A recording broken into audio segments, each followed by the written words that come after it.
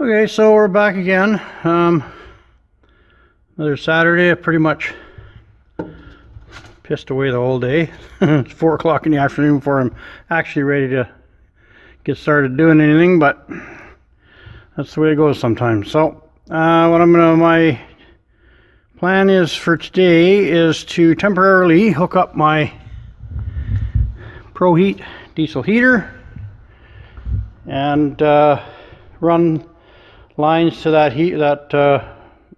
heater setup and just see how well it actually works with heat on it. I'll run it for a couple hours and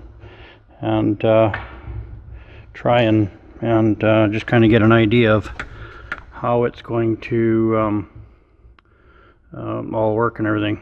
So I had mentioned before that in addition to the diesel heater, this diesel heater, I'm also going to, and I'm thinking right in this area here where this big fan is, that doesn't need to be there anymore, so I'm going to pull that out and put a 10-gallon electric hot water tank there. And I found one that is a 10-gallon one that's 6 kilowatts.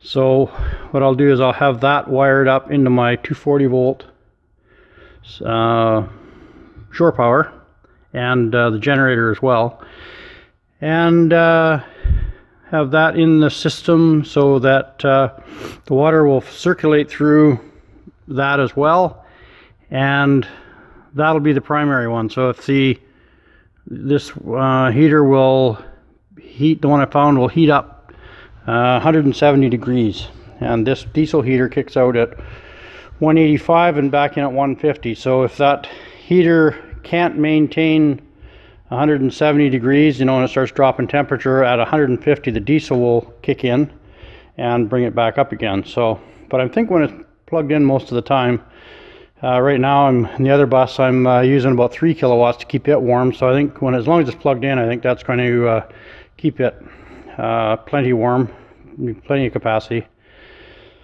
So, and I'm also going to try and just use the pump that's in the ProHeat to pump the water around through all the heaters. And like I say, I don't know if that's going to work. That's just an experiment. I'm going to give it a try. If not, I'll put pumps on each zone.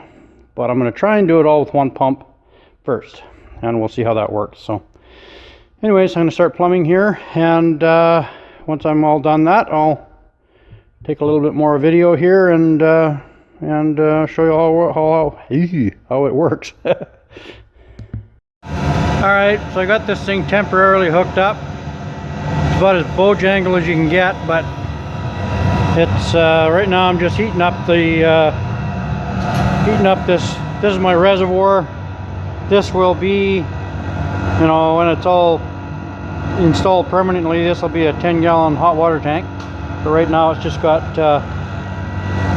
that's my reservoir anyway, so I'm just letting it heat up, and once this thing shuts off, goes up to 185 and shuts off, then I will turn the fans on and see what kind of heat we get out of it. So a few minutes.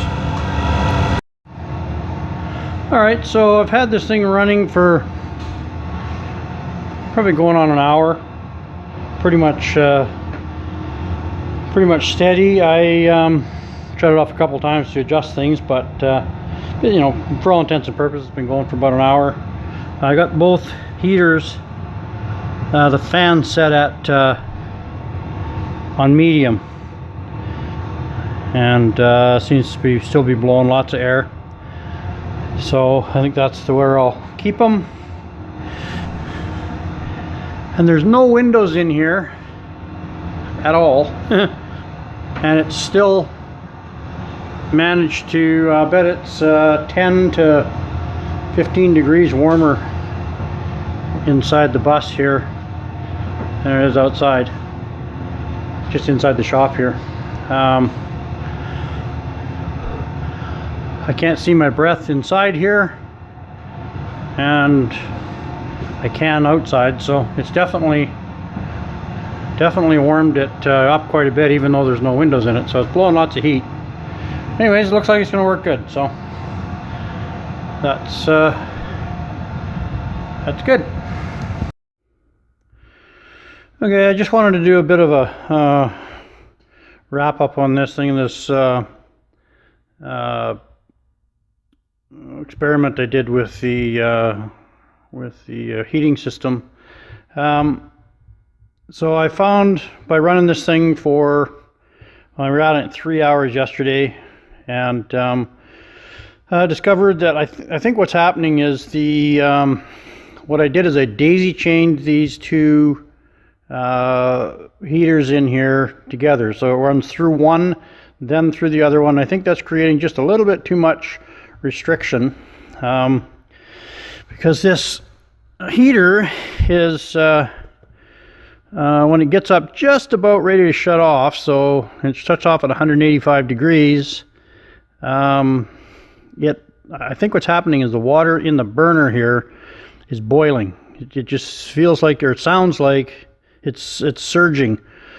The only thing I can think of is that it's the water is not traveling through the thing fast enough, picking up too much heat, and even though it's not, once it gets out of here, it's not up to temperature, or at least the sensor isn't picking it up as boiling water. It's starting to boil, and I think the water's just not traveling through it fast enough. So rather than have a daisy chain through those heaters, I think I'm going to have to put a T on it and have half the water go through each of the heaters rather than all the water going through both of them. So anyways, that's what my next test will be. It's going to work fine. It's actually, it works really well. It like I said yesterday, it brought the temperature inside the bus up 10 to 15 degrees within an hour, and I mean there's not even any windows in it, so obviously it's gonna work just fine. But fine tuning how to wire it and all that is or not wire it, but to plumb it is still something I'm gonna have to work on. But that's one of the things with winging it. Basically, you have to try something and see if it works and make adjustments. And I'm going to end up putting that hot water heater in there, and the electric hot water heater, and I might just put this and the electric hot water heater in kind of in a loop, so the water just loops through from this through the hot water heater. That'll be the reservoir, kind of what I've got that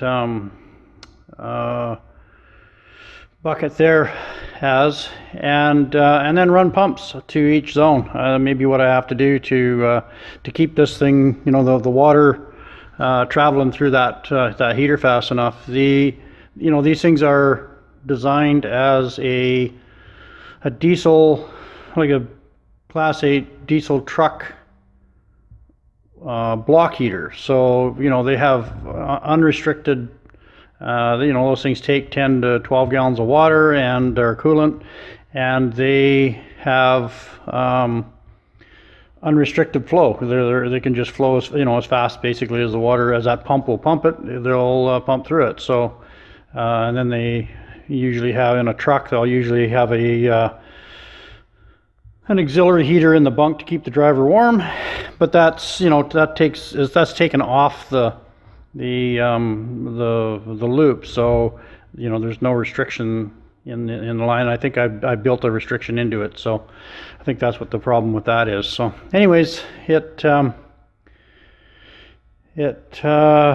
would just be a matter of readjusting how it's done. I'm probably going to end up putting a manifold in there. I'm going to use this bay here as the heating system. This is the old air conditioning bay here. So that, like I said before or yesterday, oh, this thing's stalling. Nice.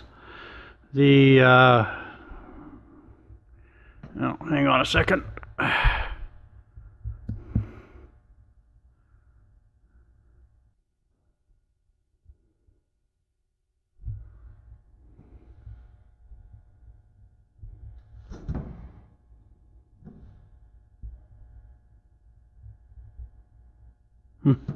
Okay, hopefully that works a little better. This stupid thing.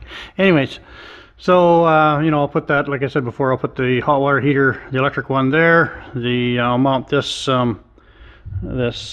diesel one in this bay, get rid of all the rest of that stuff that's in there, and mount probably manifold and pumps and whatnot on that back wall. So anyways, when I get to that, we'll deal with that. I'll just put this all together and put it up for you guys to watch for now, and continue on later. Okay, so I just fired it back up again, and it's all working perfectly fine here right now. But it's just fired up, so there's no amount of heat in there particularly. Oh, and if you see the pink wires there twisted together, last year when I got this thing, I fired it up, everything worked perfectly, and then I just put it to bed, fired it up, and now the overtemp sensor is not working. So for some strange reason, so and I'll have to get a new overtemp sensor, but I just had to bypass it for now. Anyways, what I'll do is once it starts doing its funky chicken here, when it gets up to temperature, I will take a little more video and show you what it's doing. Okay, so hopefully you can hear this over that thing burning, but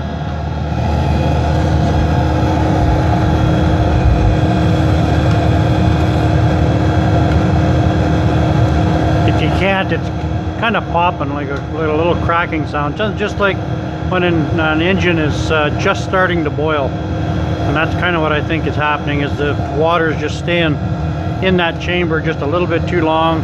It starts to boil just before it's sent down the tube, and you can see it's kind of surging. The water in that bucket is moving around quite a bit, so there's quite a bit of surging in the water flow. So I think that's what it is anyway, so I'm gonna replumb it and see if that gets any better. Anyways, I'll just put this up as it is, and we'll continue on at a later date.